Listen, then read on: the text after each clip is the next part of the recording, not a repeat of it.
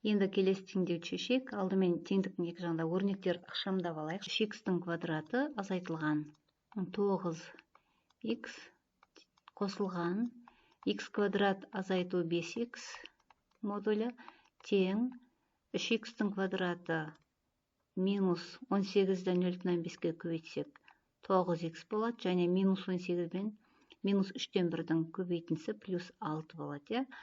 Теңдіктің екі жағында бірдей таңбамен 3х квадрат пен 3х квадрат қысқарсын, минус 9х пен минус 9х қысқарады. Сонда бізде қалатын теңдеу х квадрат минус 5х-тің модулі тең болады 6. Алдыңғы бірінші есептегідей шығарайық. Х-тің квадраты азайтылған 5х тең болады плюс 6-ға және минус 6-ға. Енді жеке-жеке ашып жазатын болсақ, х квадрат азайту 5х тең болады 6-ға. Бұдан х-тің квадраты азайтылған 5х минус 6 тең 0-ге. Және x1 мен x2-нің қосындысы тең 5-ке. x1 мен x2-нің көбейтіндісі тең болады минус 6-ға.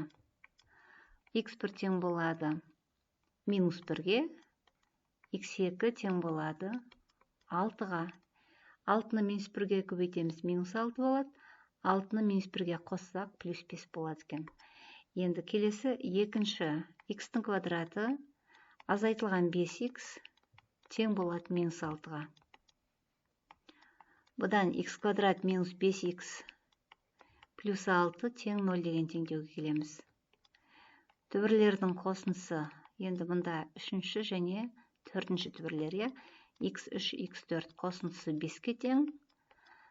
x3, x4 түбірлердің көбейтіндісі тең 6-ға.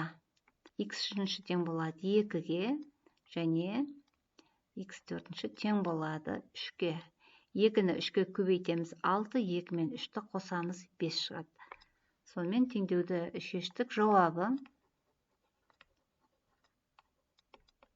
минус 1, 2, 3 және 6 деген сандар шығады екен.